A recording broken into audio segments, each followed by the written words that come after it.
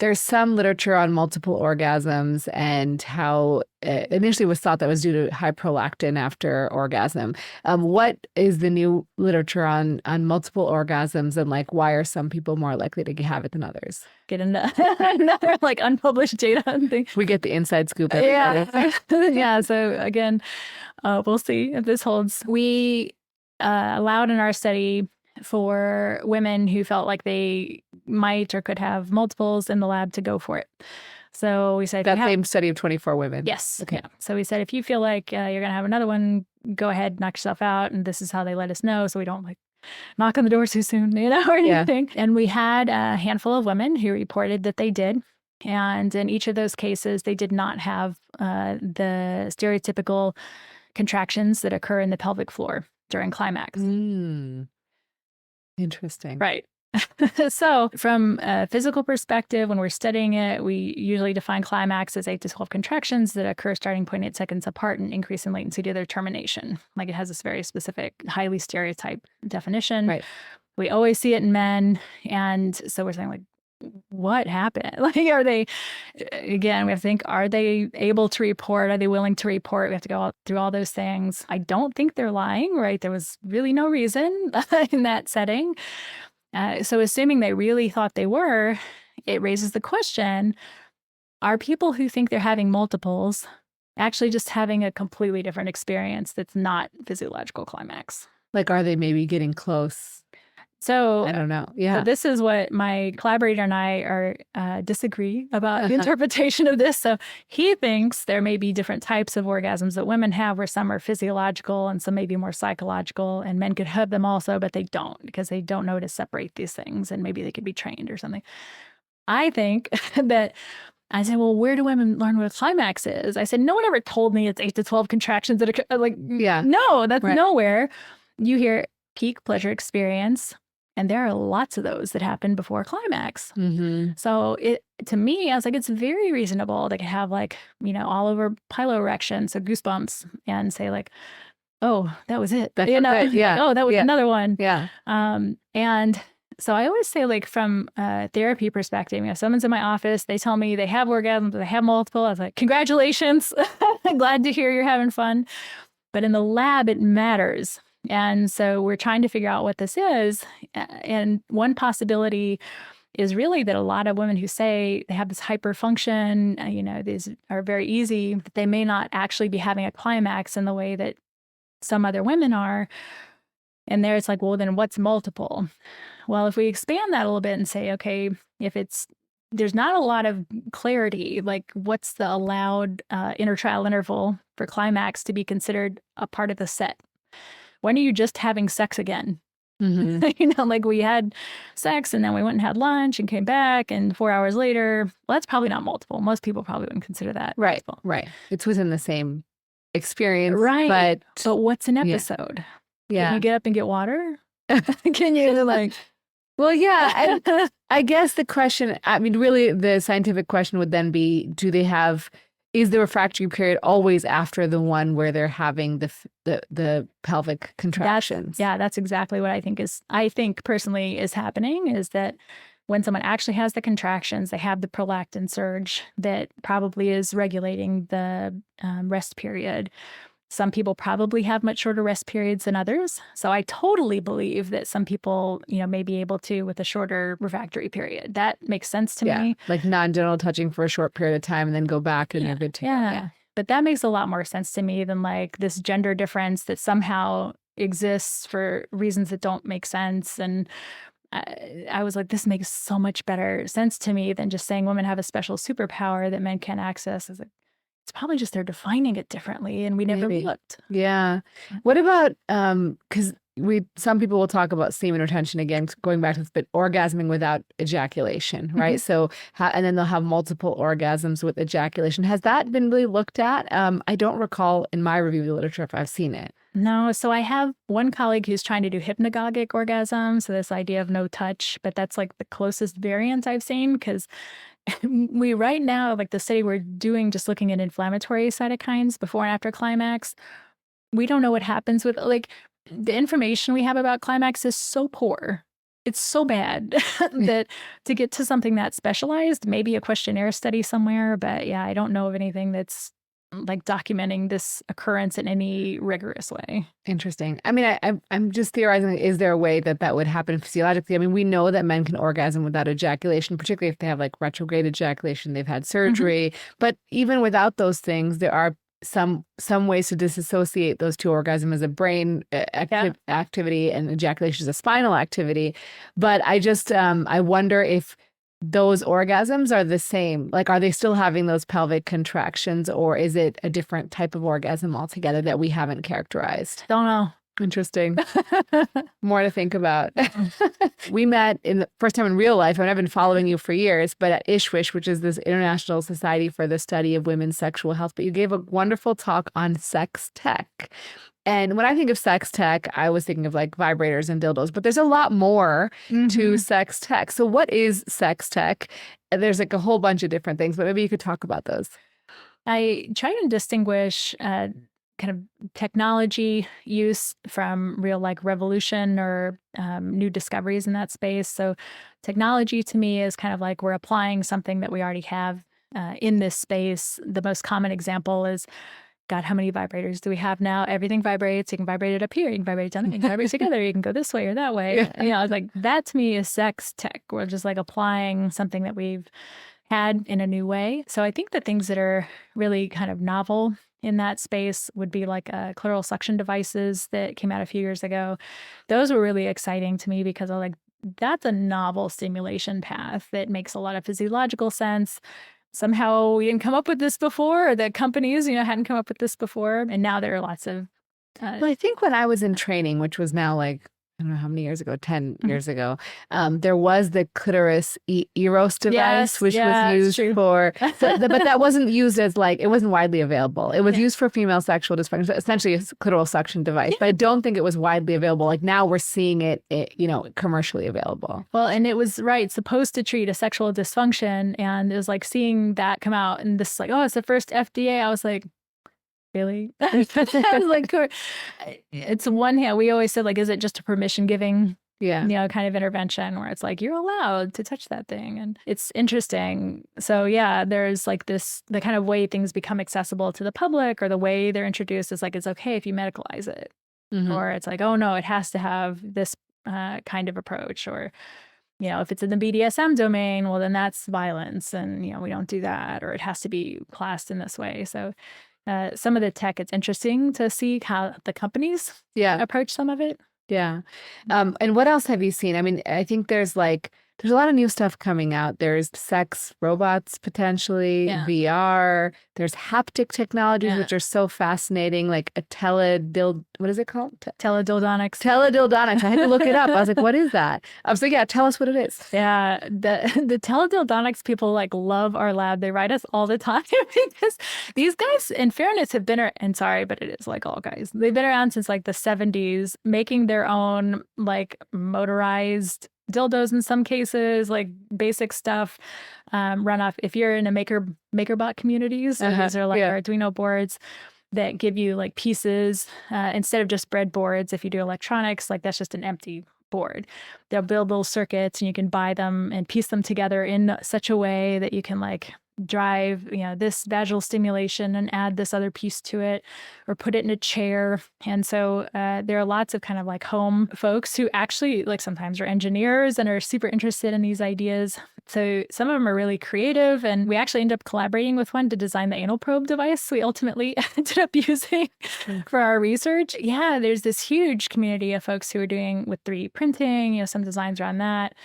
The haptics are... So sorry, to clarify, those things are basically remote controlled, right? The teledildonics? Remote, not necessarily wireless. Yeah, I was thinking just to distinguish, but yeah, so the wired versions have been around forever, and I think they get more sophisticated maybe over time, but just to give credit to these guys who were kind of driving some of these things back in the day.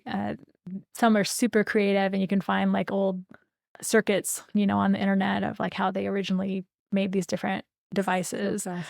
So basically you would use it with a partner and the other partner would control it. Is that?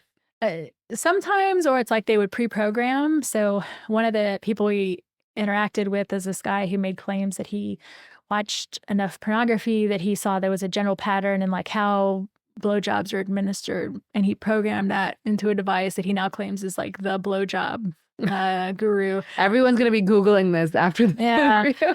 And so I talked to him. I was like, "Hey, what's up?"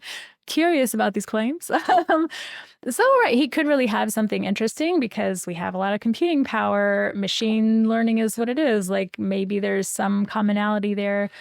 We've done things like that in the lab where we have this administered stimulus pattern and we're trying to optimize it, and we're trying to do it for women. We're trying to see if we can make it hands-free so that we don't have to leave it to their effort or knowledge, skill, etc. Always in the lab, we're trying to standardize. And so I actually really wanted to talk to him. I'm like, how did you decide this? I mean, it'd be sort of fascinating, right? To study like, okay, 10 guys get a blowjob and let's monitor their brain and see what happens, with this standard device. Their brain, or in this, like he was trying to design a device that if all these guys really had a climax in porn, what was the pattern and can I emulate that? So the guy can just put it, set it and forget it, and just like get this, that then could be built into a robot and then could be administered. So it's an interesting question. It's an empirical question. Like when we try and say, oh, you got to get to know your body. You got to get, how much do you get to know your body, or how much is it like everyone kind of generally works in a similar way?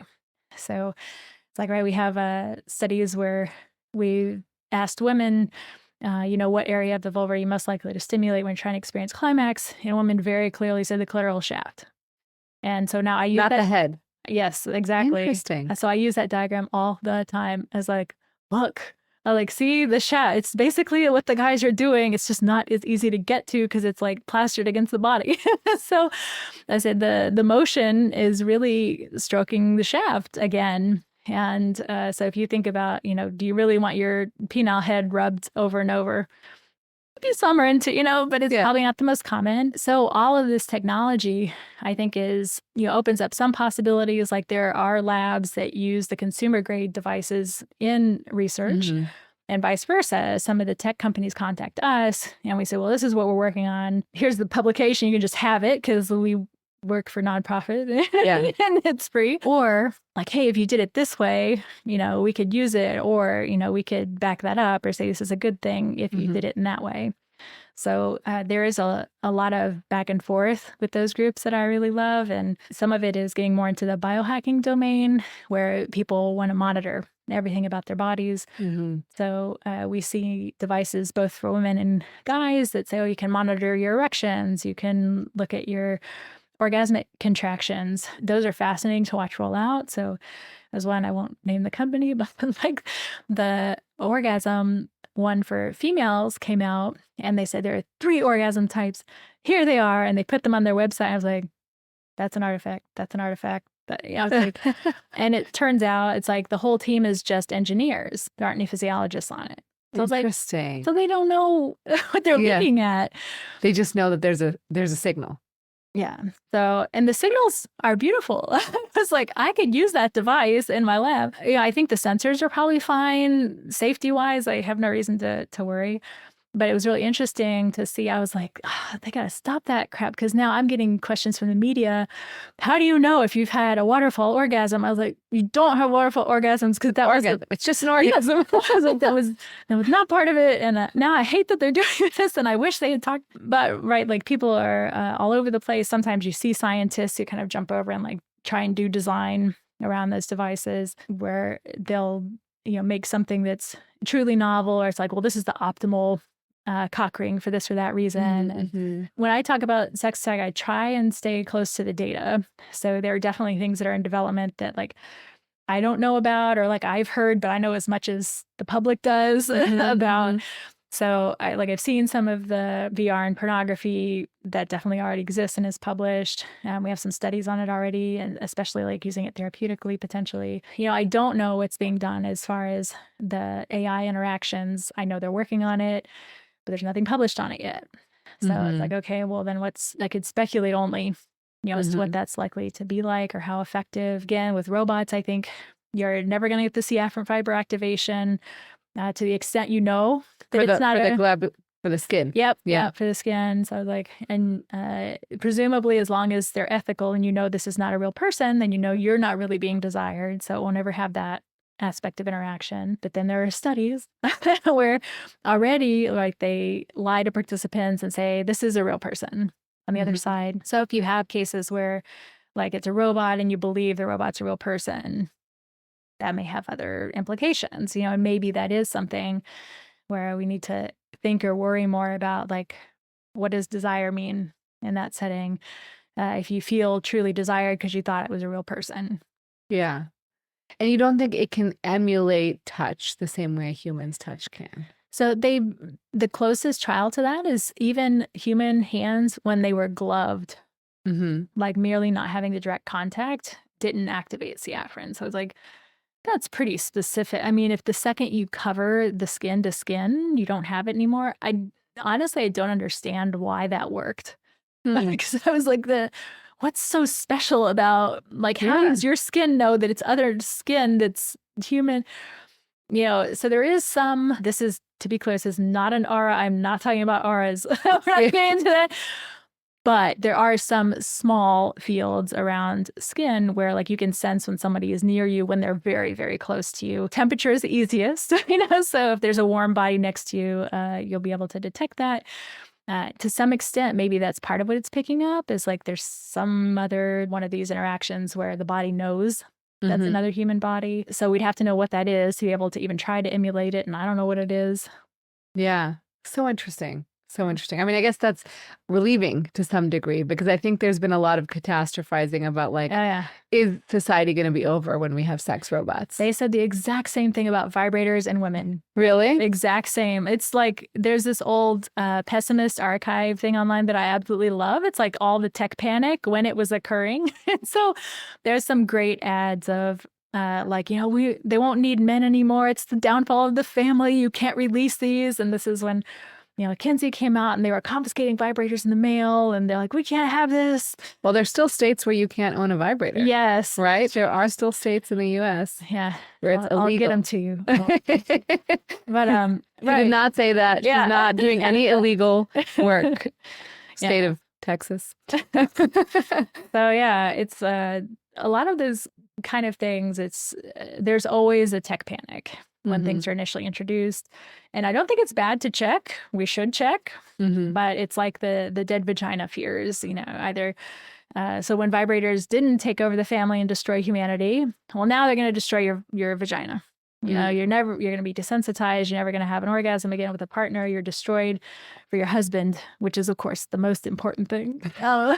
So now we can't have it because you won't be as good of a partner for him. And that turns out not to be the case. So like, okay. Yeah, you presented some really interesting data on desensitization in your talk at IFWISH. Yeah. So, you know, share a little bit. I mean, we don't have a lot of it in terms of particularly for vibrators, but we have vibration, like strong vibration, how it affects the human body. Yeah, it's crazy. We don't have information directly on the genitals, but there are many studies conducted for OSHA. So the group that regulates regulates work standards in the U.S. And construction workers encounter a lot of vibratory problems because they'll be out, you know, with jackhammers. Just people who can't see. I should remember jackhammers.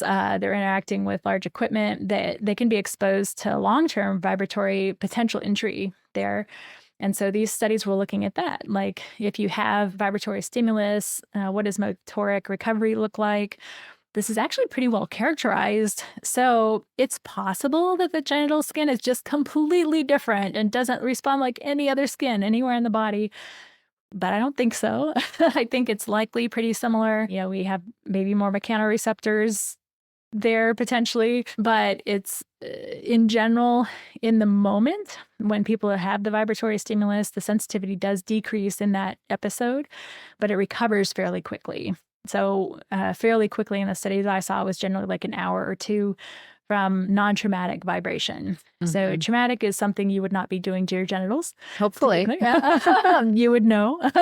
So I'm not too concerned about that, other than I can understand why folks might have had that fear, because if you use a vibrator and then say like, oh, well, I was numb, after that. Like, yeah, it's possible, like if you use it in a particular way, but there's not good evidence that that's like long term or damaged you or something like that. But, it's never a bad idea to use good sense and not using huge motors. I'm looking at the Sibian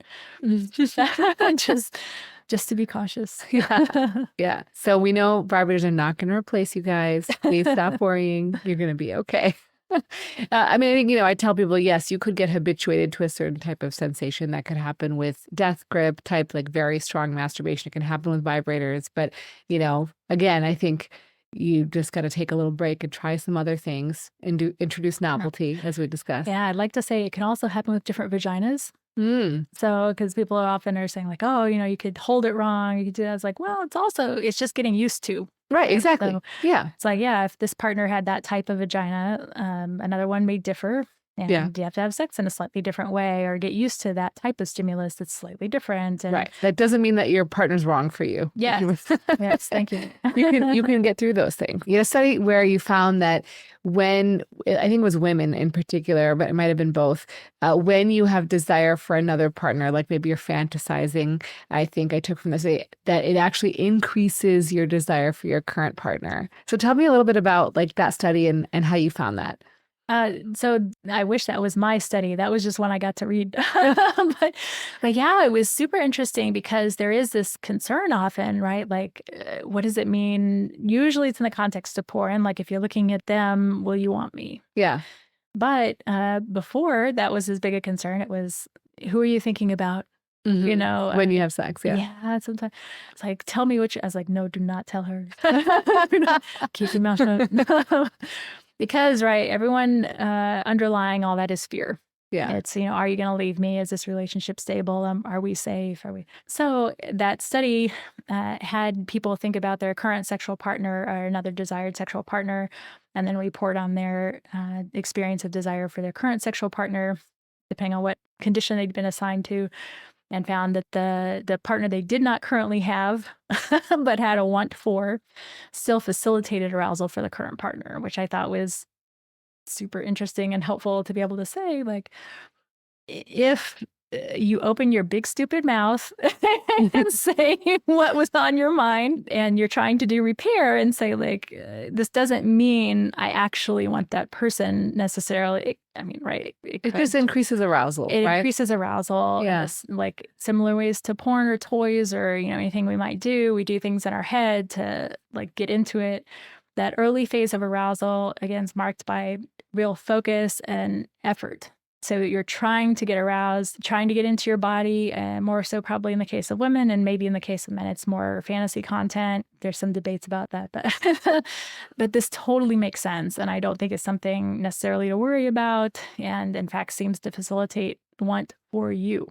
If you enjoyed that clip from the Rena Malik MD podcast with Dr. Nicole Prause, make sure you check out the full video right here.